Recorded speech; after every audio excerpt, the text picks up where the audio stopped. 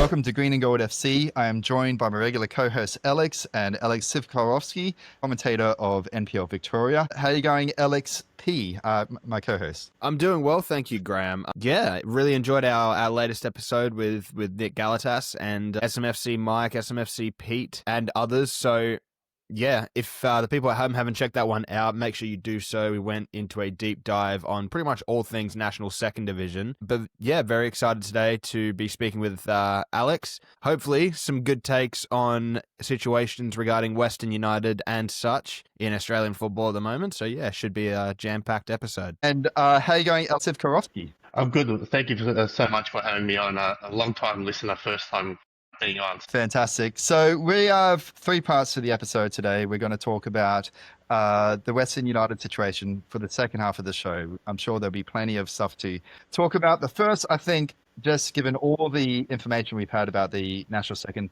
Tier in the last two episodes, I thought, look, I just want to throw it to the floor and hear, what are some of your takes? There's a lot to digest there, but I think the Sunco Fire episode, as well as the roundtable. Yeah. Look, I think it's fair to say that the National Second Division we're going to have to start calling it Schrodinger's Second Division. Like, is it going to happen? Is it not going to happen? Does it exist? Does it not exist? At this stage, I'd say there's probably more concern than positivity among Australian football fans in general.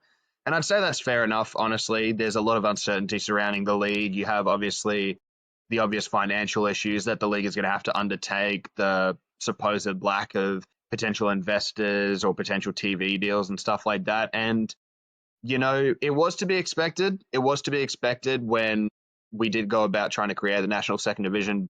Yeah, I think it's a credit to Nick Galatas to coming on last week and talking about it. And he spoke honestly, and it was great to hear from his side of all the trope, all that he has to go through. So, as Alex mentioned, it's disappointing. It's not going to be a full season. I think that's what was initially promised. Now we're having a 6-week tournament. Maybe it's a blessing in disguise. Maybe it's a good thing that we have that tournament. We can nut out all the problems early on, that once we go to a full season, we can sort of understand what's required. Nick touched on that, all sides that put their, the expression of interest and actually succeeded. We're looking at it, a full season, how that was going to work with the regular, sort of their leagues that participate is something that I think maybe was a bit far stretched, but nevertheless, it's something promising. I mean, they've got only 6 more weeks to go before it kicks off. I think time will tell over the next couple of weeks whether, this will succeed. I think it will succeed. I think that the football on the pitch will be great. Whether we get the fan engagement, I think that's another thing too that will be really interesting. Will fans travel from interstate? I think, that's something that I look forward to, is seeing fans from, interstate coming to Victoria and playing our sides here, and obviously sides going over there as well. It'll be interesting to see who travels. So yeah, it was a great round table, and I think there should be more of it to get more people to get their opinions and get the questions that they want to answer. I'm sure there's a lot of questions that would have come out of that round table from last episode. Yeah, so don't forget to comment on the forum if you have any questions about that. I think from my point of view, we're only hearing one side. We haven't heard from Football Australia or Football Queensland, but it was frustrating, at least so far as we hear this point of view, to hear that we probably do have a second division, if not for governance issues in Australia, assuming that everything we've heard is accurate. Obviously, we heard Football Queensland were essentially blocked pretty badly through governance issues in Queensland. And then in Football Australia, that we heard about their top-down governance approach. Alex mentioned worries about sponsors and TV deals. Well, those aren't a worry at all if you, of course, do a more collaborative approach, allegedly at least, and you just try and fit to the clubs that we have. As Alex mentions, those do become a worry when we try and meet an arbitrary standard from day one. And I think probably the most disappointing thing about the whole thing was I was really hoping this would be healing some of the wounds in Football Australia's community. I don't mean the organisation, I mean the community. Obviously, we have an ideological divide about promotion relegation in this country, with some saying, oh, I'll never work here, and others saying, no, we need to have it if we ever want to accept anything but mediocrity. But then the other side of the divide is particularly bitter in Australia because there's a racial element, right? I mean, that's the elephant in the room. So you have, when the A-League was formed, it's all documented in Joe Gorman's book. You have racial hygiene metaphors being used that you can't mix dirty and clean water when it comes to mixing so-called ethnic clubs and franchises. And so that makes it just particularly deep wound. And we've seen that wound reopen, and perhaps it starts to heal once we see a home and away division. That's something I'd really love to see, because ultimately that adds a moral element to what's already quite a passionate subject. And I thought at the end, one of the things which I noticed seeing, not in our forum, but in the wider online Australian football community, yeah, some people are a little bit surprised to see that South Melbourne Mike's a normal person. This reminds me of one of the concepts I've heard about, when you have a group which is marginalized, and obviously this isn't just a football issue. There is that history of, this racial element of divides in football in Australia. And I remember learning about this concept called tone policing, where if you expect everyone who's marginalized to act like Martin Luther King, you'll never learn about what you need to learn about some of the issues which are in the game. And so, yeah, sure, it is true that if everyone who's marginalized, if their activism was like soaring speeches and love your enemies and turn the other cheek, yeah, that's easier to swallow. But so I get that people can find him confronting and can be surprised that he's not all the things he's in some corners of the internet, the things that people assume. So, yeah, so I want to reiterate that thing I said at the end, please talk to people who disagree with you, because there is, a lot buried under the lid in Australia. We all love the game, and, that love for the game ultimately ties us together no matter how much we disagree or how deep the wounds go. But yeah, that's it. So anyway, I want to just reiterate that before we get to perhaps the most depressing topic. I promise I plan to be very immature in the next few minutes, because we're going to talk about Triantis, and I'm going to have some sour grapes. Who wants to go first for giving, in the sour grapes Olympics? I'm going to have 30 seconds of maturity and then go back to some immaturity. I wish him a great, successful career and hope he represents the Greek national team very well. And I promise not to put ketchup on my souvlaki next time I eat it. My God, that's a sin to even hear you say that. That's awful. I think you might be banned from a lot of Greek clubs if you actually do that. I took my poor American mother-in-law to Oakley, and she had never seen aioli before. She's from country America, and she gave it back and asked for ketchup. And the look she got was poor thing. So anyway, I guess I'll start on Triantis, but you know what? Just in terms of protest, I might start, putting ketchup on souvlaki for the rest of my life, because I'm truly let down by this decision. Look, I don't blame Triantis, and I will just go out on record and say, I think a lot of people are sort of missing that point. There's very rarely going to be people that are going to be able to see arguments from both sides. From what I've seen, at least, it's very 50-50 split in terms of people that blame Popovich and the FA for this, and then people that blame Triantis for this.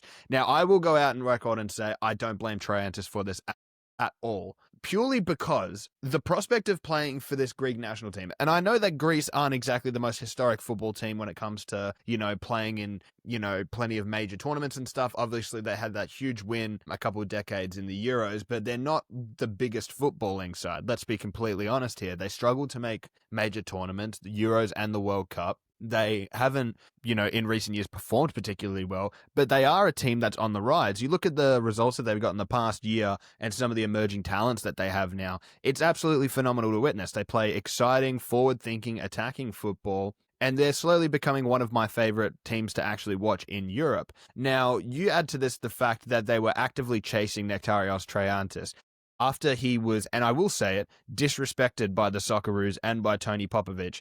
They made this man fly out twice to a national team camp, and both times he wasn't utilized on the pitch. Look, I understand people that are saying that if that's the reason why Triantis has turned his back on the Socceroos, then it's petty. Maybe it is a bit petty overall. If Triantis did have a dream of playing for the Socceroos all his life, I seriously doubt that this is the only thing that's gone into it. But do I blame him for this? Not at all. Not at all do I blame him for this. You look at the fact that he was one of the best performing players in the Scottish Premier League for a Hibs side that had an awful start to their last season and managed to turn it around and have a terrific year. Him being their best player, being a natural centre-back that stepped into midfield to play for them and absolutely smashed it in an incredibly physical, demanding league. league with a tough schedule. The fact that he was not in the national team and players like Luke Bratton, Anthony Caceres, and the likes were prioritized is an absolute disgrace. And look, we've had plenty of reports coming out as well. I'm sure we've all seen it this morning, the report saying that Adrian Segacic could be looked at by the Croatian FA. If this does happen, I think it will be a lot of people's final straws of Popper. But to be honest, I've already gone through my final straw. I'm already there. I'm already done. Look, I will go out on record and say Popper has been great as a manager so far, but I think we can all agree, and anyone who is in the know about Tony Popovic and doesn't have their head up their ass can agree. His man management is very poor. And what I mean by that is it's very his way or the highway. As a Glory fan, he was here for a couple of years. I know this very well. He's very strict. He does have his favorites, and he tends to stick to his favorites and players that he knows he can trust, and he doesn't really go outside of that. What you get from that is a man who is very confident about the squad he can build, about the football he can play, about what kind of results he can deliver. But what you also get is not a lot of forward progression in terms of integration of youngsters, in terms of, new fresh tactics, new fresh approaches to a game. Tony Popovic will rather die by his sword than change the way he plays football or sets up his teams to play football. And it's the exact same thing with the squad selection. You look at the likes of Jason Davidson, Anthony Caceres, Luke Bratton, Mitch Duke. The fact that all of these lads are still getting call-ups on a national level, but you don't see, the likes of Callum Elder, Jack Iredale. You don't see the likes of, Noah Botic, Zach Sapsford, Nicholas Milanovic, Adrian Segacic, Nestri Irankunda. You don't see these guys, but you see the old guard. It doesn't look good. It really does not look good, especially considering that we've lost what, in my opinion, is the best defensive midfielder available to us right now, especially with Jackson Irvine being out injured at the moment. Triantis was going to be a crucial player for us in the next coming years and possibly for the next decade as well of the national team, given that he is one of the few Australian players that I truly believe has a good opportunity to play in a top 5 European league consistently. He was one of those players for me. And now we've lost that opportunity because we were slow off the mark. We weren't professional enough in our approach to get him. We blatantly disrespected him with the fact that we made him fly out twice for an international camp and didn't pick him either time in games that we could have afforded to given him a few minutes there. It's just very disappointing. Couple that with the fact as well that Paul Ocon Jr. got called up to a national squad as well. It's not looking good. There's plenty of nepotism, there's plenty of favoritism, and the national team is becoming a bit of a boys' club right now. So there is plenty of concern on my part. But Alex, I'd love to hear your thoughts on this because I could go on all night about how much I hate this situation. Yeah, look, I think you've hit the nail on the head. I think the concern is that, who are we taking to the next World Cup and beyond? Those players you mentioned, like Luke Bratton and that, they're not going to be at the next World Cup. How are we preparing for that? And defensive midfielder, I can't remember the last time we've had a defensive midfielder that's been on the world stage. We have to go back to the golden era, as they called it. My concern is who else is going to follow. We've got, obviously Noah Skoko, who's playing in Zagreb at the moment. Is he going to follow as well? Because obviously his dad, Croatian heritage. Will he go down that path? As you mentioned, Irakunda as well. Hasn't been called up. But I think the more so is it's timing. Timing is everything. I think for Tony Popovic, you've got to look at it from his point of view. Is he had to steady the ship. We weren't looking too good after Graham Arnold left. He had to back his men who he had. Was he wrong to not get a Triantis in? Yeah, absolutely. I think that's one player who could have like you said, he's come down twice. Didn't get a chance to play. That could have persuaded him to come our way. We've seen what's happened with Alexander Sivkarovski over, he was thinking about going to play for Italy, but luckily we managed to, get him to, play for the shirt. And we've seen how well he done. So is Triantis another player that we've missed? And who else is going to follow? We've got, other players that are coming through the ranks who are, are desperate for an opportunity. But like you said, Alex, if we're going for the same old reliable who, they are reliable, but will they be there for the next World Cup? You look at, other teams in, England, Spain, France, they're bringing in those young generation players who are coming through at that ripe old age of 17, 18, 19, 21, and they're thriving on the pitch. You look at, players, for example, playing in the top leagues, all the young players are absolutely doing, they're being in the top clubs, they're getting picked up by the big clubs there. So it's a missed opportunity for Australia. I think it's one we'll watch closely. And like you said, we wish him well. But on the flip side, we've had players who have gone to other teams. One is Stefan Kolakowski. Played for Macedonia, but then hasn't been called up ever since.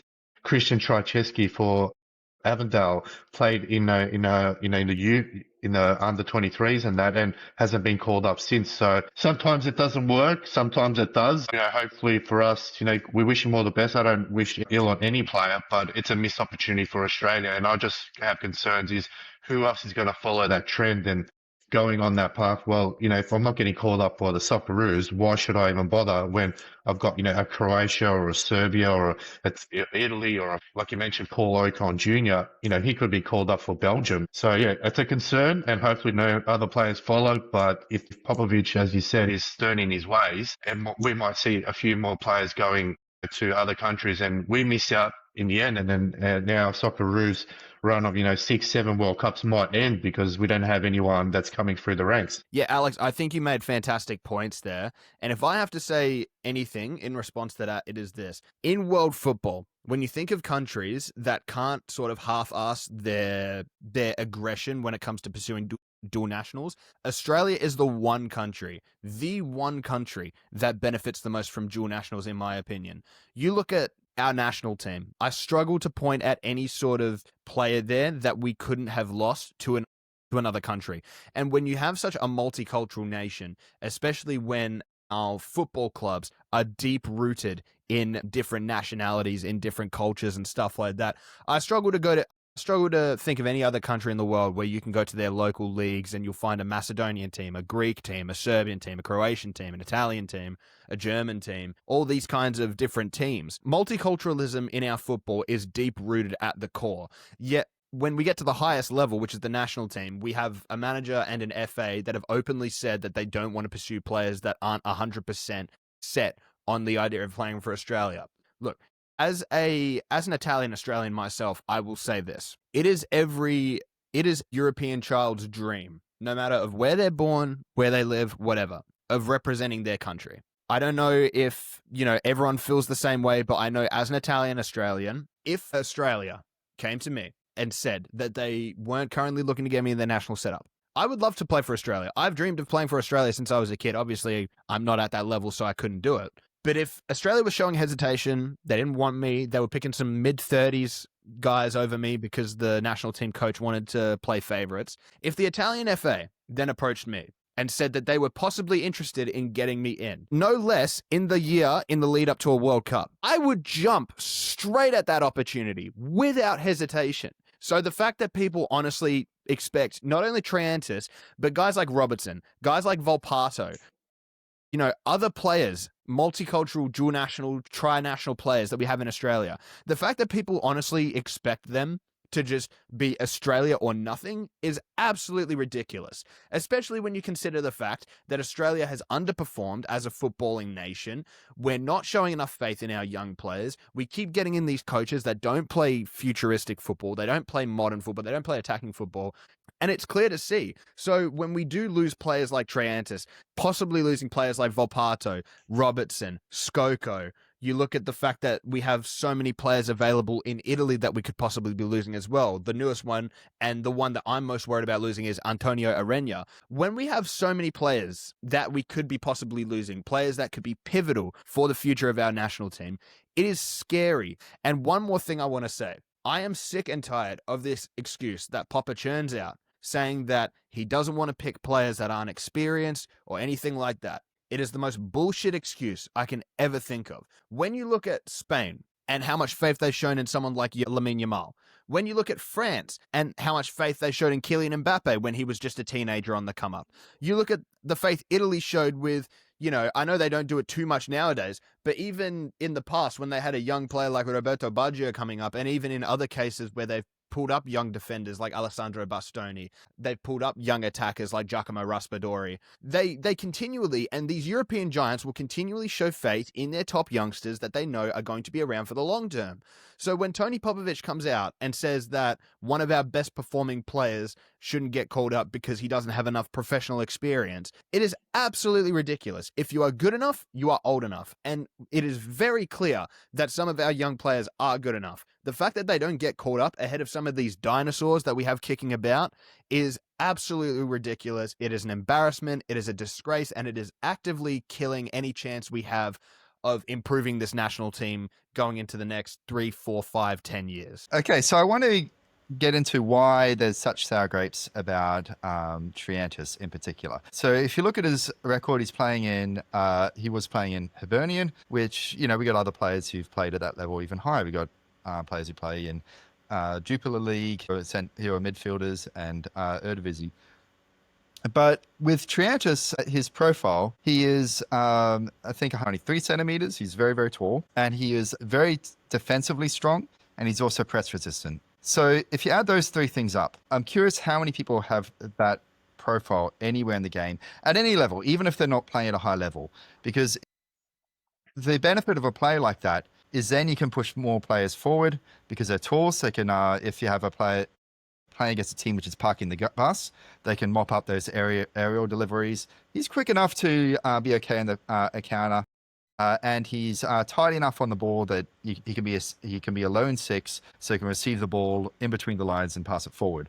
So if you add up those all that up, it means we can play an extra player forward against a deep block and stop looking really, really awkward against defensive-minded teams if we had a player like that. Now, if I take all levels of football, from A-League to playing in Europe to youth levels to, I guess, NPL Victoria, if you ask me how many technical, press resistance, tall, defensive number sixes, I think the only other person I can think of which fits that profile is Paul Oaken Jr. Like, can anyone else name another player which fits that profile? Yeah, you're right. I think we have to really dig deep to find a player of that type of caliber. And like I mentioned, I mean, I can't remember the last time we had, a defensive midfielder that solid. And like you mentioned, he's got that Vieira type, structure. He's tall, he can move, he can pass. And we want to think about who's the next generation player. So it's not just Triantis that we need to think about, is who are the kids going to look up to over the next 5 to 10 years? They're going to be like, I want to be like him. I want to strive to play for the Socceroos. And if we keep pushing these kids away, we're not going to get these players. We've got a lot of talented footballers around the country from all walks of life, whether they're from Asia, from South America, from South Africa, wherever in the world, Europe, everywhere. We've got a lot of players that look up to these young kids and follow them and really follow them closely, and they know a lot about them. And who are those players inspired by? Like, don't get me wrong, as much as a respect I have for all these players who are currently in the squad, but Luke Braden is not a player that, I wouldn't want my son to go follow. But Triantis is maybe a player who, is in that age bracket where he's a young kid, he's on social media. Kids are really involved in social media these days. They see him out there. He's playing in the top league. Yeah, the Scottish League might not be the best league in the world, but it's still a good league to learn from. And we've seen players start in the Scottish League and move, to other big leagues. So it's another missed opportunity. I think, like you said, Alex, it's become a bit of a boys' club, and they're just looking out for their own. And unfortunately, we're losing these talents. And like you said, where is that next player we're going to find that fits that build? And we can't find another player. I mean, we've got plenty of forwards, which is great, but a defensive midfielder, these come around once a generation. And we've lost this player. But as you mentioned, Paul Ocon Jr., can he replace him? I don't know. Time will tell. We have to give him an opportunity to play and, really get embedded in the team and not just play part minutes. And then, we don't see him for 6 or 7 games and he comes back in for a cameo. So it's interesting times for Australian soccer and in the Socceroos. And I know Popper's getting a lot of heat here, but I want to go back to the second round of qualifiers. So Triantis was a mid-season loan and is playing well for Hibs in a defensive midfielder. It is clear that, just from his profile alone, he's someone that maybe you want to at least show a bit of love to. You don't know how good he's going to be at that stage, but he's good enough to play for Hibs. Second round of qualifiers, we win 6 games from 6. We only have to finished second in the group to go to the third round. And we have a goal difference of plus 22. I mean, should we be way more aggressive? Should there be more heat on Arnie and whoever's coaching us in the second round of qualifiers? I mean, honestly, we could play 17-year-olds, which have, particularly right now, if we had the second round, I'd like us to lock in future goalkeepers and right backs, because that's clearly a problem position, as well as defensive midfielders. But if we have second round, we need to use that to be way more aggressive. So, LXP, do you have any thoughts? Like, is that when we blew our shot? That absolutely is the kind of occasion where you're like, okay, perfect. We've got, a decent run of fixtures here. We've got an opportunity that we need to take. Look, one thing that I remember at the time, because there were discussions of this at the time, of we should be using these windows with easier fixtures to be able to nationalize these dual national hopefuls. One argument that I remember seeing for people is, are we just going to start throwing out national team call-ups now? Are we just going to start giving them because we want to nationalize players? Yes, that is the whole point of using these easy fixtures. If we go into these easy fixtures and we're not using it as an opportunity to nationalize these players, that is how you lose players like Alex Robertson, like Nektaris Triantis. And let me just say, those two there have had the potential to be the best double pivot available to Australia for the next decade. I love guys like Ryan Teague. I love, guys like Paul Ocon Jr. I've seen a little bit of him, not heaps, because it's hard to, as you mentioned previously, Graham, it's hard to find streams for the Portuguese third division. Watching guys like Alex Robertson, watching guys like Nektaris Triantis, and how they've performed in good European leagues. Sure, not the Premier League, but you look at how Alex Robertson performed for a terrible Cardiff side in the Championship, easily being their best midfielder. Nektaris Triantis being one of the best midfielders in Scotland when he's naturally a centre-back who was playing in Australia a couple of years ago. When you see that, it makes my blood boil, because we've passed up this opportunity to nationalize guys like Triantis, to nationalize guys like Alex Robertson, to nationalize plenty of players that we should have had on our radar from years ago. And I love how you make the point as well of Triantis' profile and how it doesn't match anyone we currently have. And I seriously doubt it is going to match anyone we currently have. If I could pick a modern footballer who maybe doesn't fit the exact sort of physical profile or technical profile, but fits sort of the profile of maybe a little bit of the technical ability and, very much matches Triantis' sort of versatility. John Stones. John Stones in the last few years at Man City under Pep Guardiola, being a natural centre-back who has become press-resistant. He's good enough to sort of slot into the midfield, and Man City's treble-winning season, this guy was slotting into the midfield next to Rodri, and then slotting back a centre-back next to Ruben Diaz, and making that transition seamlessly. In my opinion, one of the most crucial players in City's treble-winning campaign.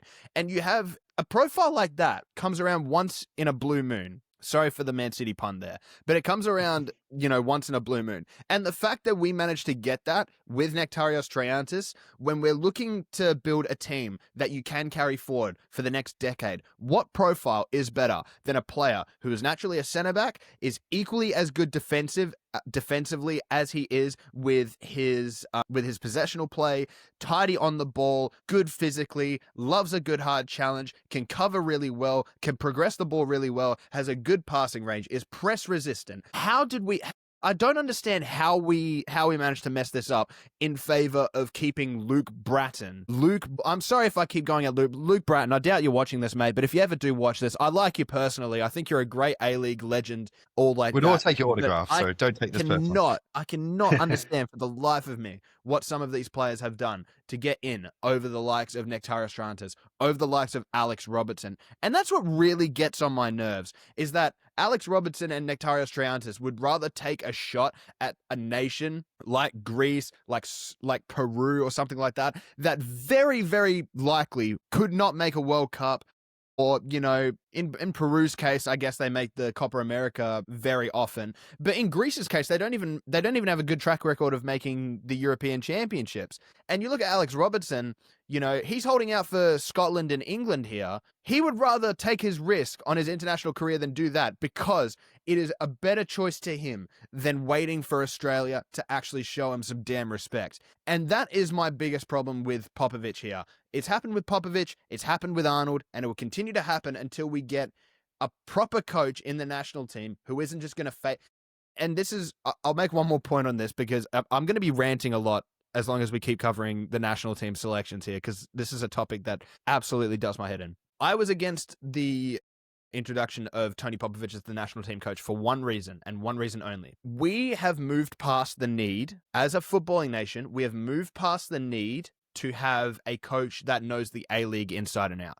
And what I mean by that is that when we are a national team that's struggling, we don't have as many players over in Europe. This is post-golden generation, so all of our, top-tier European level players are old. They need to be phased out of the national team. We need to bring in the new guys.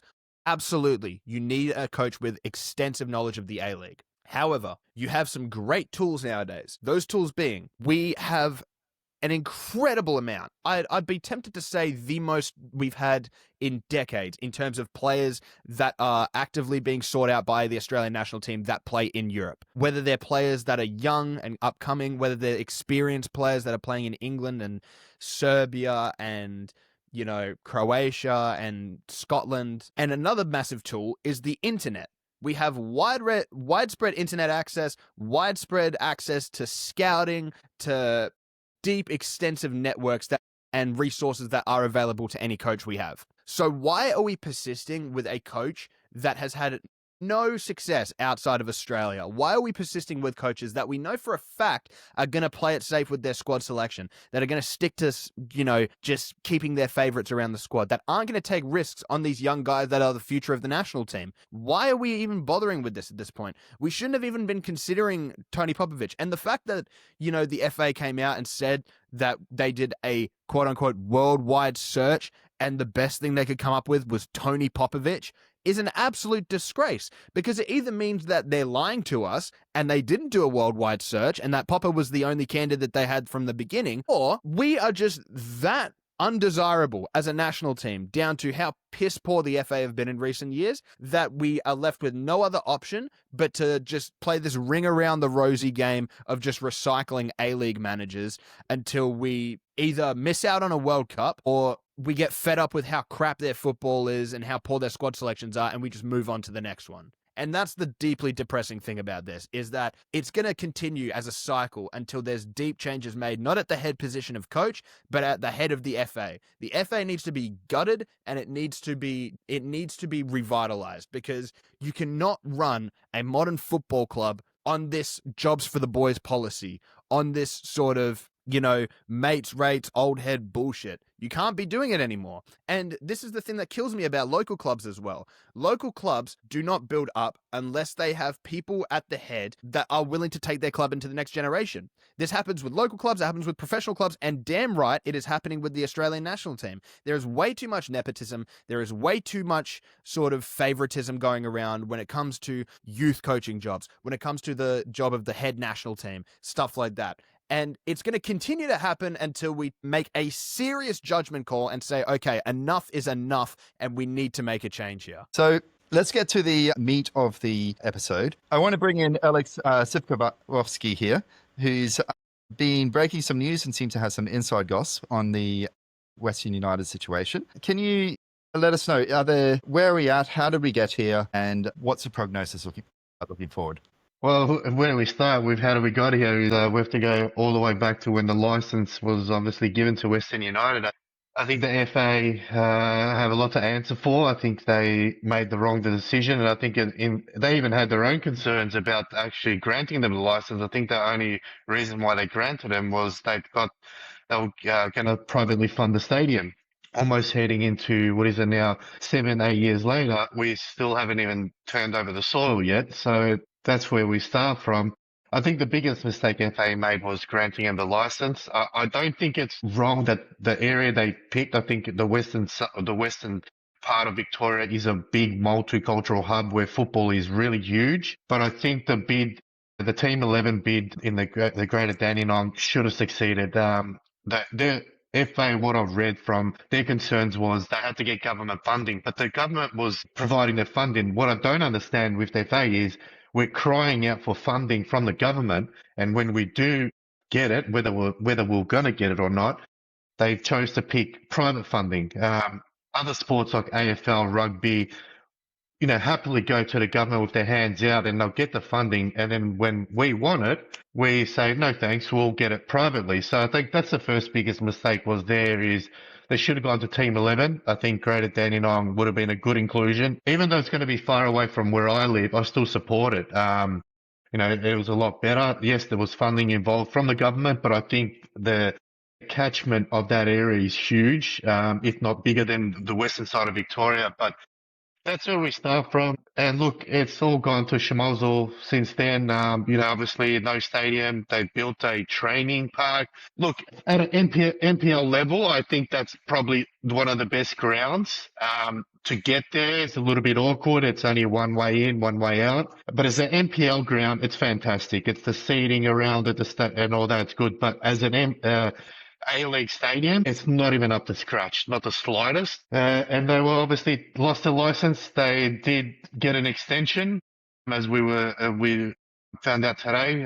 They've got till 10 a.m. Thursday. I don't know how much 3 days extra is going to do for the club. I feel sorry for their fans. I feel sorry for the players. I feel sorry for the volunteers that are there and the fans, more importantly, the fans, because they put their blood into this. They brought everything, they backed them into, their club. But again, it's just from the start, they were playing out in Geelong, in Ballarat, in, every stadium that will accept them. And it's come to fruition that, it was a big mistake.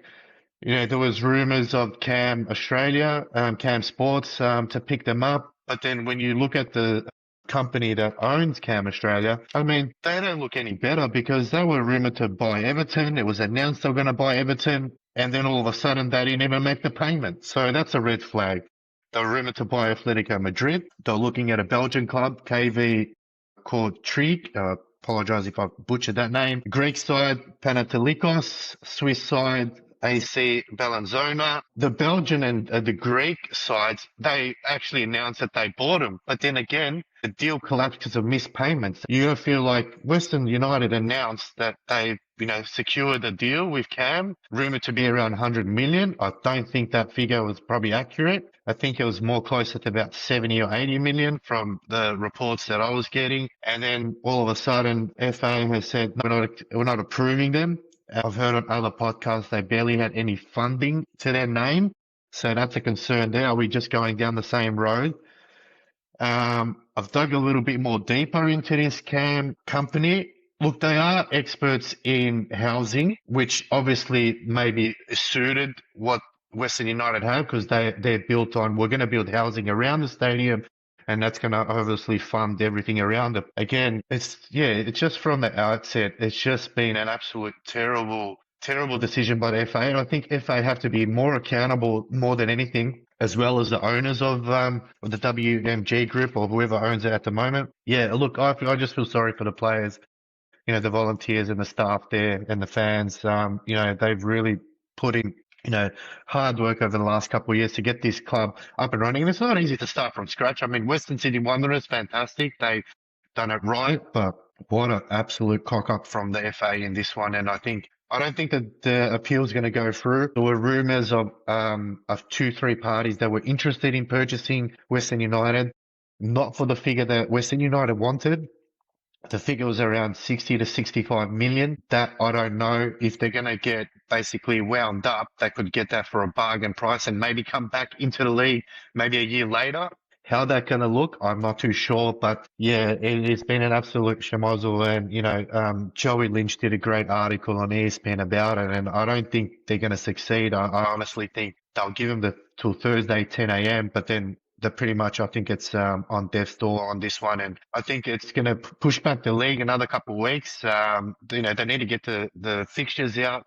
It slows every other club down because they've got to plan for security, they've got to plan for parking, they've got to plan for vendors. Fans need to know for travel. Fans want to come across from Perth or Queensland or wherever. They need to know so they can book that. And the longer this goes on, the worse it looks for the FA and the A-League because we should be really getting excited for the A-League. I know some people don't like it, but for the people that do like it, this is the time leading up to, a big year for football, with the national second division and then the A-League. It's a big year. you can't have this at the start of the season as a talking point. We want to talk about players coming in. Sydney United signed a big player today. Who else is coming across? But no one wants to make a signing because they're waiting on what's happening with Western United to pretty much clean out their club. So yeah, it was doomed from the start, unfortunately, and it looks like it's dying a slow death. And I think by Friday afternoon we'll know for sure whether they grant them an extra day or two. I don't think it's going to matter. I think it's signed. The death warrant has been signed. What Western United look like in maybe a year or two time might be a totally different thing if they do find the buyer. But then again, it's going to be someone who's going to be really savvy about this. And are they going to be interested in football, or is it just going to be interested in getting the properties, making their money, and then exiting, and we're back to square one again? Yeah, it's definitely not been a good history for franchises which start and have an interest in football plus something else. I mean, maybe this isn't comparing like for like, but we've had Carlton, Collingwood Warriors, Parramatta Power, Penrith City. Not a single one of those survived. They're all either associated with the NRL or the AFL. Not a single one of those survived because they had, and when they folded or when times got tough, they didn't go down to the NPL or anything like that. They just vanished essentially as entities. So obviously those are other sports getting involved rather than real estate getting involved, but perhaps the historical precedent does not look good. I want to go into some of the histories of franchises because there's a bigger conversation here. So in the late NSL era, we discovered that franchises are capable of incredible crowds. Perth Glory, of course, from year one, getting 14,000 average roughly. Northern Spirit had a brief era.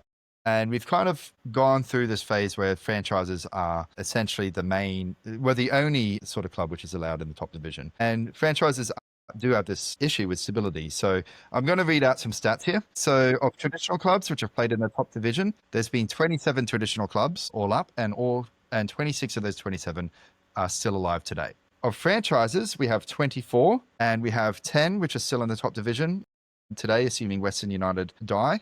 And a further 5 still play in the lower division in some form. Obviously, they've downsized quite significantly. But if we read the ones which have survived, you've got Brisbane Strikers, Canberra City, Northern Spirit, which changed to Northwest Spirit, Wollongong Wolves, and Gold Coast United, with only North Queensland Fury dying when they're playing in the lower division. So the hit rate of franchises is about 15 from 24, and the hit rate is actually roughly now, assuming Western United appeal is not successful, roughly similar to what it was in the NSL era, if you just count the numbers, despite the fact that we have had in the A-League era franchises being protected in some cases. So that happened to Newcastle Jets. I believe that happens in Central Coast.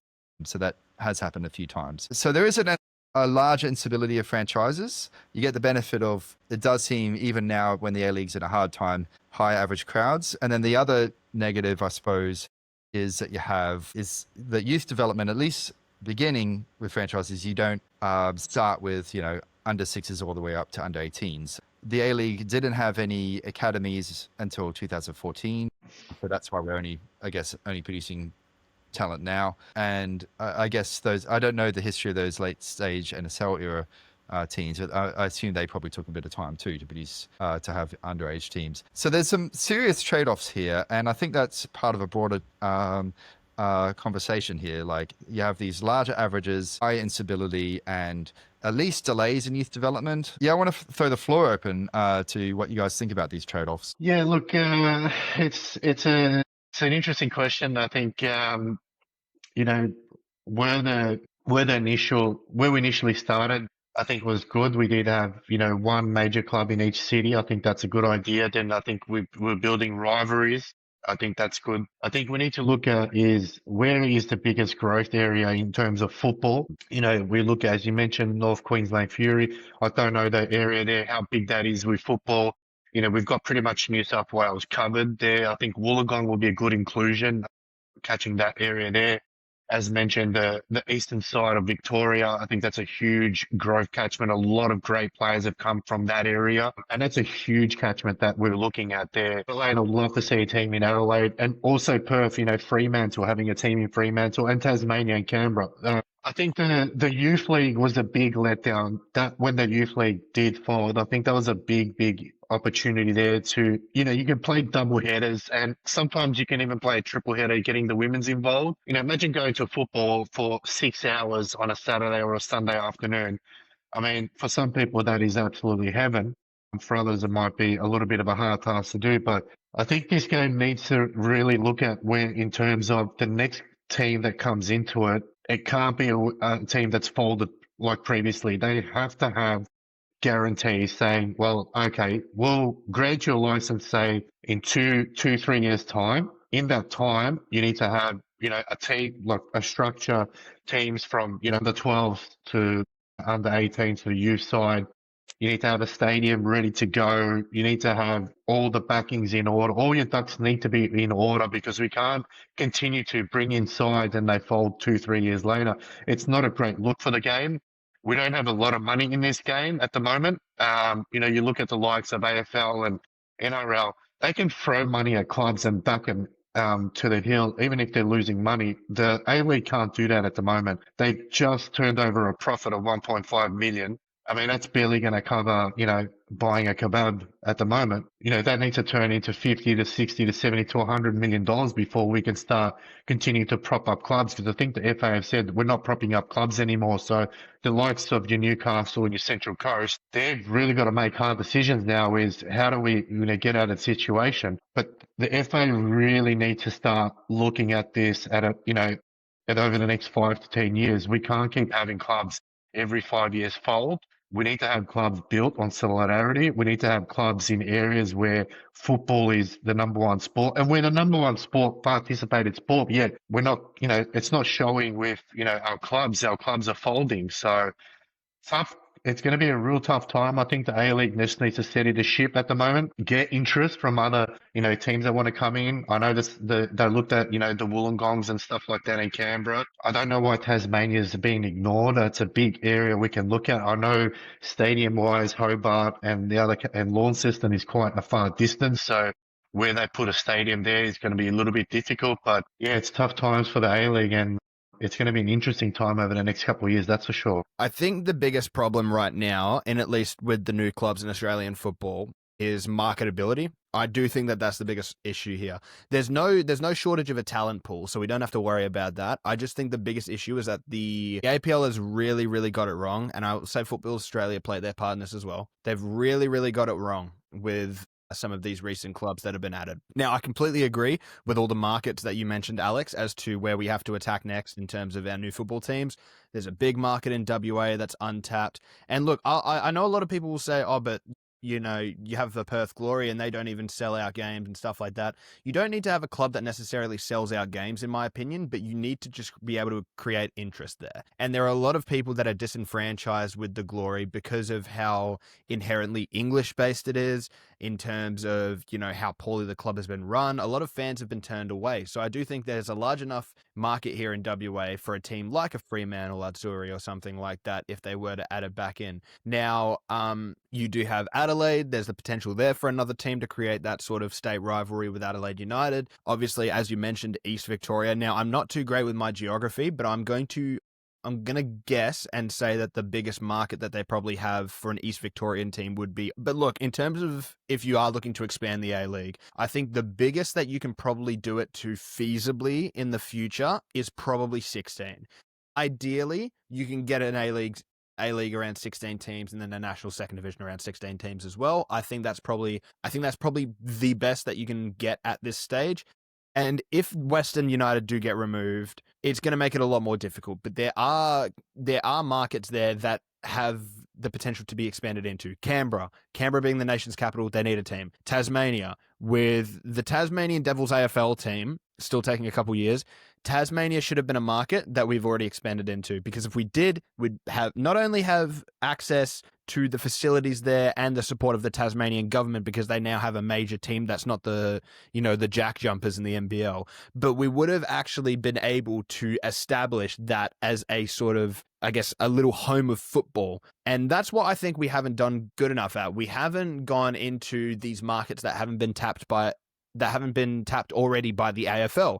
And when you look at the fact that the AFL in every state pretty much has 2 teams, to create that sense of rivalry, to sort of prop up these other clubs and say like, okay, my club is doing shit, but I also hate this club because they're from my state and I don't like that. They do this great thing at creating rivalries, at creating drama, at creating headlines, and that's something that the A-League doesn't do. Whenever the A-League does create headlines, it's not of our own doing. It's because some idiot's gone and thrown a bucket at a goalkeeper's head, or there's been a flare lit and thrown in a bush, or something along those lines. But marketing is something that the A-League has horrendously mismanaged over the last few years. Now, in terms of other markets, as an A-League diehard, I would love to see North Queensland Fury brought back in. I don't think they will be. If you can bring it back in, I'd bring it back as a second division side with the if you can do it. Look, I know for a fact that there's a market for football in Townsville, especially considering that it is an untapped area by the AFL. There's potential there. Gold Coast is an area that I think the A-League need to look to go back to as well. Gold Coast United does have a lot of potential if they can do it right this time. It does have a lot of potential. But those are pretty much the only markets that I can think of at the moment. An extra WA team, an extra Adelaide team, Canberra, Tasmania, Gold Coast, North Queensland Fury. And then if Western do come out, you can maybe look to replace them with an already existing Melbourne team. Or you just look to rebrand Western United. And I think that's what they will end up doing if Western do go under. I do think that they need a place name attached to the club. Ideally, so if you are going to expand to a 16-team league, you need to consider what your next moves are going to be. Personally, in my opinion, MacArthur and Western United should not be in the league. However, if you are going to look to keep them around, maybe you look to relocate either one of Central Coast or the Newcastle Jets. I don't think Newcastle and Central Coast are big enough markets to be able to have a sustainable team. And to be honest, if you do want to have one team on the F3, I would probably keep it.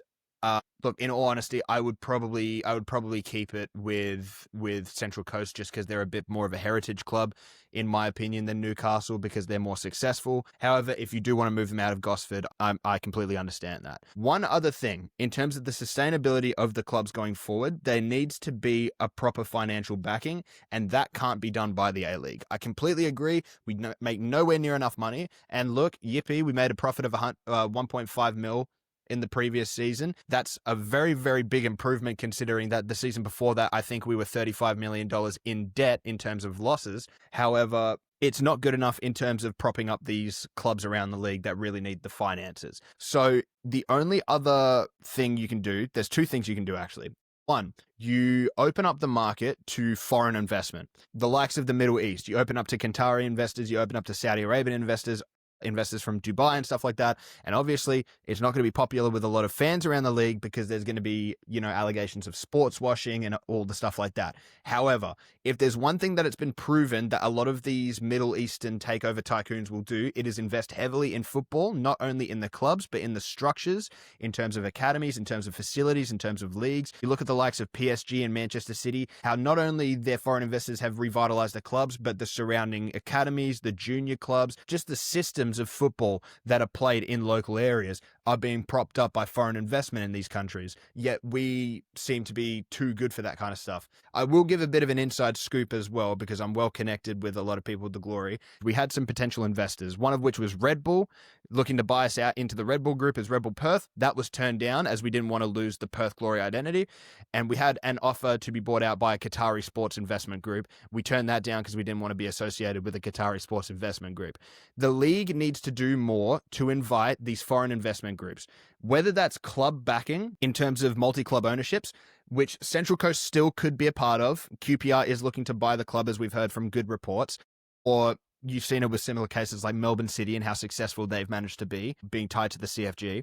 The A-League needs to put a higher emphasis on either being able to take in these massive foreign investment groups from the Middle East and allowing them to splurge their cash into Australian football, or there needs to be more done to encourage big European entities from overseas in terms of multi-club ownership coming in and actually tapping into the Australian market. And we're seeing this a lot with, clubs like Portsmouth and QPR already, clubs like Hearts, clubs like Viking, all these clubs that in Europe that are necessarily bigger clubs. It's climbing up the ranks in terms of the size of clubs that are willing to invest heavy in Australian football and Australian players. I wouldn't be surprised if we do see a case where some of these struggling A-League clubs like a MacArthur, like a Central Coast, like a Newcastle Jets, eventually end up getting bought out by these big, foreign consortiums or, big footballing groups. And that is a good benefit. That is a good benefit. As much as people hate to see, clubs stripped of their identity, I'd much rather support a club that's been stripped of identity than not support a professional club. You know what I mean?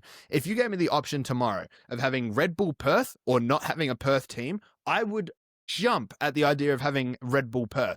Not because I like seeing Perth Glory being stripped of their identity, but because what alternative do I have as a Perth fan? I either support Red Bull Perth, which I know for a fact would guarantee the financial stability of my football club. I'd see great facilities being built. I'd see the progression of not only Perth Glory, but local football in the NPL and in the state leagues being developed properly because of the interest and investment and money that's going to be getting pumped into the system through this. And not only that, I'd see top quality players, top quality youth prospects. I'd be able to get invested in these young players coming through because I know they have a serious chance of making it to Europe through one of these sister clubs. The other alternative to that is I don't have a football club. I seriously feel for the Western United fans, for fans of Central Coast Mariners out in Gosford who are uncertain as to whether or not their club is going to even be based in Gosford. And that must be an awful feeling. Personally, I've never had to experience the thought of the Glory being moved to another city, but I can only imagine how awful it must be to grow up supporting an A-League club. I know plenty of Central Coast Mariners fans that are young, that have grown up with this club being their only professional outfit in Gosford that they're able to support. So how awful must it be when you wake up one day and see a report that they want to move your club from Gosford out to a new state? It's absolutely awful. And the league needs to do more to guarantee the financial stability of these clubs. And the only thing they can do at this stage, until the league as a whole makes much more money, is to look to sell out these clubs to either foreign consortiums or be part of these big sister club groups that are starting to pop up around Europe. Yeah, I mean, the thing is, it takes one club to be bought out, and before you know it, we've got multiple clubs being bought out for a large, more money. I don't think it's necessarily just outside, investors. There's also local investors that are interested. I know South Melbourne, when they were putting their bid in, they had real good backing.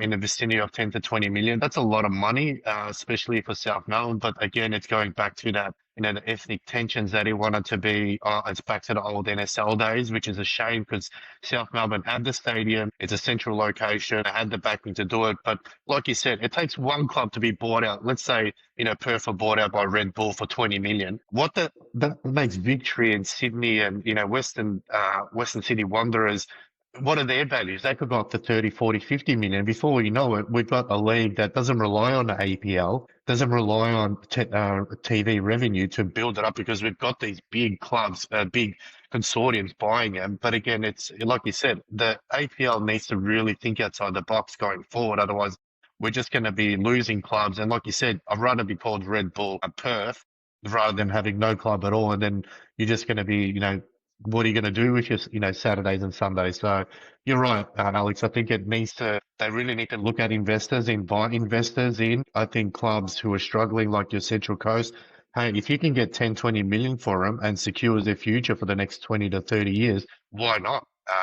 But again, the APL really need to get involved here. Some grim stuff there if we have to rely on sports washing. And also talking about maybe some of these areas, like you talked about the F3 having two clubs, maybe only needing one. That's some grim stuff. So, I mean, the other way is, of course, just lowering the entry standards and hoping that, of course, if we get a national second tier and we lower the entry standards for both of those, that once you have two tiers and people trying to get out of the second tier and get into the top tier, that naturally, that competition pushes things up as well. So that deregulation is another way. It's counterintuitive because it often means going backwards before going forward. So some grim times. So I want to talk about the rumours that Avondale could be interested in the grounds of Western United.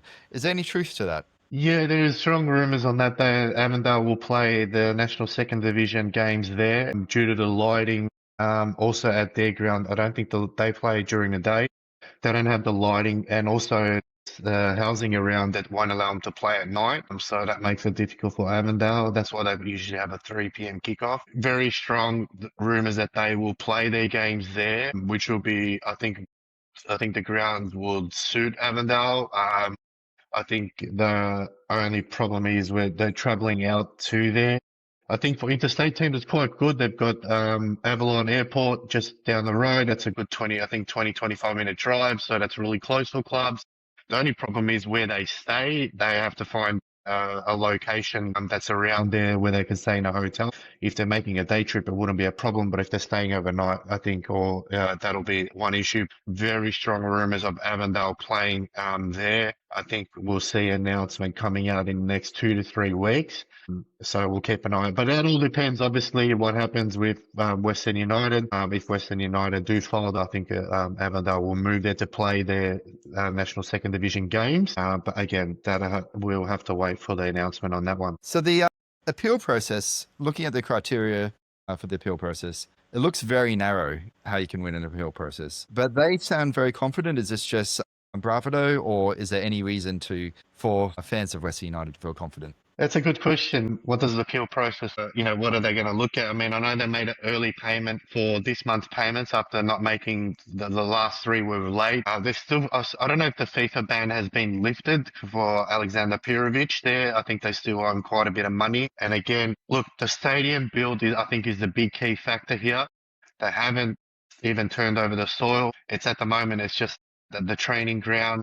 Like I said, it's good for NPL level, not A-League. I don't think it's going to be successful. I think they're just buying time.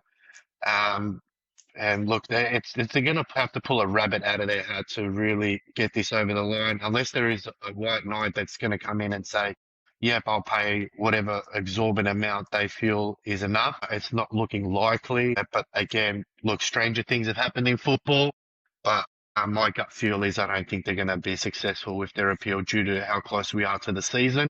And I think a lot of pressure is coming from the other clubs to get this over and done with so we can move on. So let's talk about the opportunity costs going on here. So there were, I guess, the 2 bids which were probably appearing most on social media spaces were South Melbourne and Team 11. Now, I understand Team 11 was a team which was going to be essentially a Bundesliga ownership model, one that we've never tried with the franchise, where essentially you have people buy.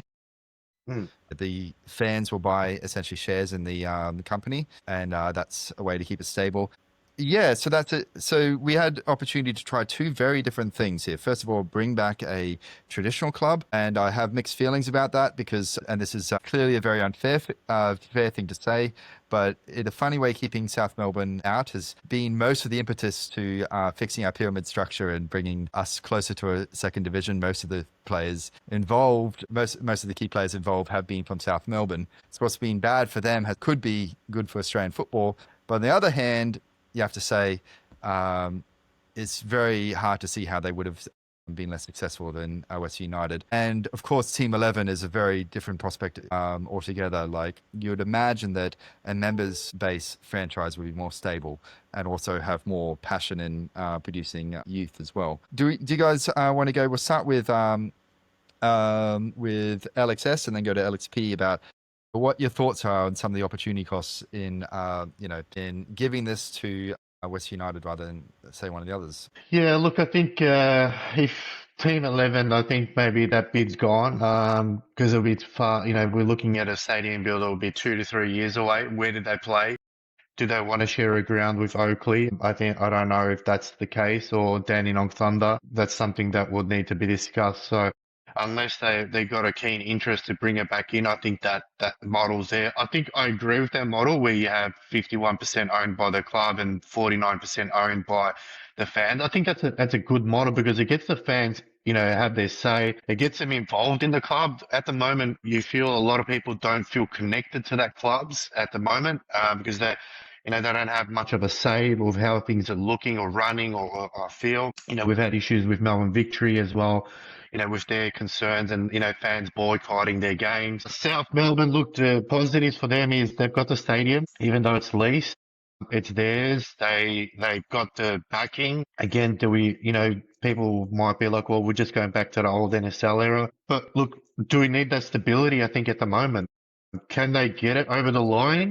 Look, maybe not for next year. I think it's now we've left it too late. They're a well-structured club. They do have their issues as well. Obviously, with crowd numbers on big games, yeah, they're really packed out. On the games that are not so, against a big team, that you barely get, 200-300 people. But I think if they're in the A League, I think we'll see a lot of fans come back. Whether they want to come back in, I don't know. Maybe South Melbourne fans probably feel disheartened by, getting rejected last time when they had a really strong bid. That's maybe something up to the club to maybe go out again to their members and go, right, we've got an opportunity. Are people interested? Financial backing, I don't think is a concern with South Melbourne. I think they'll have the sponsors there to back them in. But again, do they want to come back in after what's happened to them previously? That's maybe a question, they might need to go out to members. But I think their main priorities now would be the National Second Division and the Oceania Championship. They put their names up for both. I think they're interested in more in that. Who knows, maybe in a year or two, they might want to put another bid in. Again, that's basically depending up to their members, how they see it and whether they want to go into it. Look, if you're given an opportunity to join the A-League, why wouldn't you go? I think it's, for a club like them, we know the history behind it. We know the backing. Who knows, we might see Ange back at South Melbourne. I think what a homecoming that would be for him. He is looking for a club. Actually, just before we get to Alex P, is there a worry that if South Melbourne went up to the A-League, that could kill the drive for national second tier? Because you have basically the club with the most advocacy being taken out.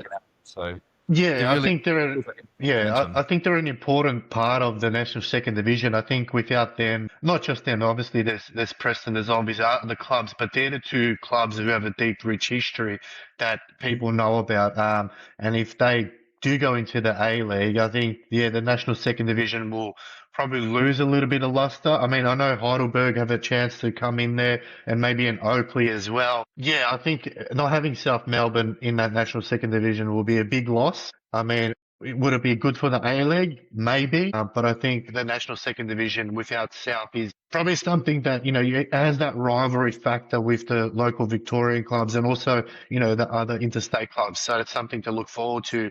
But it's a great question. I think if you don't have South Melbourne in there, I mean, who's the other big name? You got Preston, you got Apia, you got Marconi. Other than that, really South is one of those top clubs you want, despite the rivalry, you want them in there because you want to beat them so bad. But that's a good question there. Yeah, obviously they'll be unfair to South Melbourne to expect that of them, but selfishly, I do hope that that's the national second tier. So so on to you, Alex. Yeah, look, it's a bit of a weird one. Now, in terms of what happens with Western United, I will just point at it. Obviously, it's very clear that I don't think Western United will exist in the same capacity as they did before all these issues arise. However, I will say this. If there is money involved, someone will find a way to make it the best situation for them. And I will say this. From what I hear from people around the club, and I can't say I'm the most well-informed person on the topic. However, from people that I have asked that do know the situation a lot better than I do, there is clearly money involved at all levels. I have heard that there have been talks to actually sell the club out to a foreign consortium from America, and the only reason it hasn't gone through is because of some complications with the board and certain people getting more money than certain people wanting to get more money out of this deal and stuff like that. Do I think it goes through? Not necessarily. I don't think Western United goes through. As to what happens with the stadium, I'm not too sure. Obviously, there was the big plan to build up the stadium and then build all the surrounding houses and stuff and then sell those houses to pay back the loan that they took out. The only issue being that they're about 2 or 3 years behind on production. So look, I could definitely see the land getting sold. I could also see a situation in which someone buys the club as an entirety and also buys the rest of the land to build the houses. And the only reason I think they would do that is to get a guarantee that they are the actual ones that get the land, as opposed to having to compete for the land when Western does go under. So there is a possibility that they do survive this. For the good of the reputation of the league, I think they they do need to survive this for the reputation of the A-League to not take as big of a hit. However, I don't think that's going to be the case. I'm with Alex S on this. I do think they will go under, unfortunately. As to what happens to a new team that comes in when they replace them, do you have a 50+1 fan-owned German-style model with Team 11, or do you have South Melbourne come in? There's good things and there's bad things about both of those. There's pros and cons. South Melbourne being brought in, obviously, you don't want it to damage the national second division too much, not having one of your biggest NPL clubs in Australia there. But at the same time, I would rather break my leg kicking a really hard object than have to support a professional league in which there is a team called Team 11.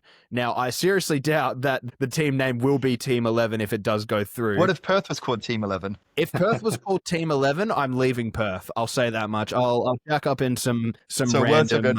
I'll save up all my money and shack up in some nice little island property in the Maldives somewhere. And by island property, I mean I'll build myself a little tent house and I'll stay in the Maldives as far away from the A-League as I can. But in all seriousness, I do think that the most likely option is that South Melbourne comes up. I don't particularly want to see it purely because South Melbourne has their own issues.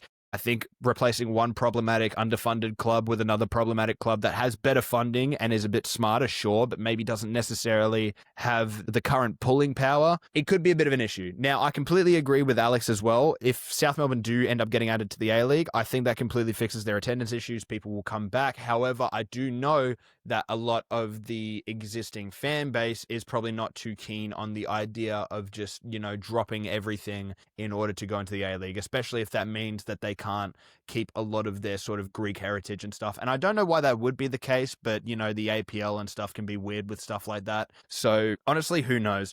I do think the most likely case out of all of them is not either of those two. I do think that Western will either just get relocated and another city will be given the license to put a team there, or you rebrand the club. And that would have to come with someone paying off the debt, which could happen if you actually open it up to a foreign consortium, most likely a foreign real estate consortium, to be in charge of all the surrounding land and housing and stuff like that. So if that does happen, I do think that a rebrand is in order, whether you rename it to West Melbourne, whether you rename it to Geelong United, whether you call it whatever, you do need to rebrand the club. You can't continue with Western United. You need to have a place name. You need to have something that people can identify with, that people can get behind.